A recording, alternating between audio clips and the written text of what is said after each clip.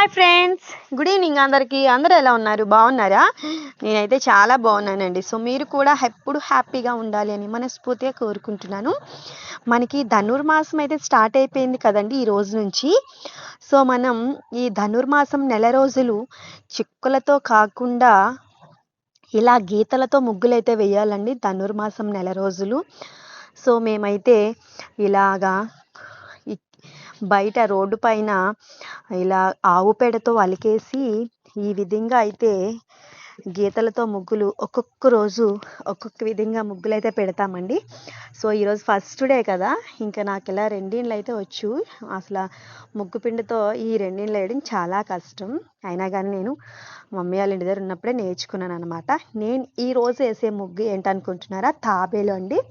So టోటల్గా అయ్యేసరికి మాత్రం సూపర్గా కనిపిస్తుంది తాబేలు. సో ఇలా ధనుర్మాసం 30 రోజులు ఒక్కొక్క రోజు ఒక్కొక్క ముగ్గు వేసుకుంటామండి. సో అలానే చుక్కల ముగ్గులు అయితే వేయకూడదని చెప్పాను కదా.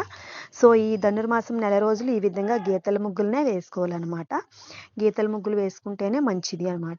మనం ఇంట్లో కూడా మనం గీతల ముగ్గులనే ప్రిఫరెన్స్ చేసుకోవాలన్నమాట. సో చూస్తున్నారు కదా తాబేలు షేప్ అయితే ఎంత బాగా వచ్చిందో, చాలా బాగుంది కదా ఫ్రెండ్స్. ఇంక ఈ నెల రోజులు ఈ విధంగా పేడతో అయితే అలికేసుకొని ఈ విధంగా ముగ్గులను అయితే వేసుకుంటామండి. సో ఫ్రెండ్స్ తాబేలు షేప్ అయితే వచ్చేసింది కదా. ఇంక ఇక్కడ 5 తాబేలు లెక్కనైతే కనబడతాయి అనమాట. ముగ్గు ఎలా ఉందో నాకైతే కమెంట్ చేయండి ఫ్రెండ్స్. ఇప్పుడు చెప్పాను కదా యూట్యూబ్లో షార్ట్స్కి 3 మినిట్స్ వీడియో అవుతుందని చెప్పేసి. సో నేను ఈరోజు 3 మినిట్స్ వీడియో అయితే ట్రై చేశాను. అండ్ ఇంకా 4 వైపులా సో ఈ విధంగా ఇంకా డిజైన్స్ కూడా వేసేసుకుంటున్నాను. చూస్తున్నారు కదా, ఇంకా తాబేలు అయితే అయిపోయింది.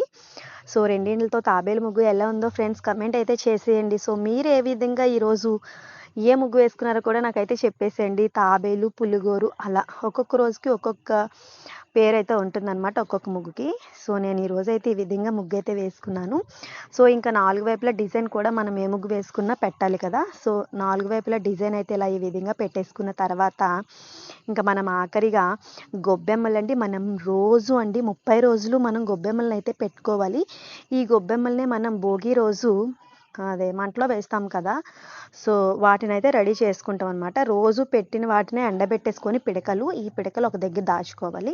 సో ఇప్పుడు అలా లేదు కదండి, ఎందుకంటే నెల రోజులు కావాల్సినవి ఒకే రోజు చేసేస్తున్నాం. సో అలా కాదండి, మనం రోజు ఒక్కొక్క పిడకలు అక్కన పెట్టుకోవాలి. ఇంక నేను చిన్న చిన్నవి అయితే పెట్టాను ఎండబెట్టడానికి బాగుంటుందని. సో ఫ్రెండ్స్ ఎలా ఉందో కమెంట్ అయితే చేసేయండి. Thanks for watching.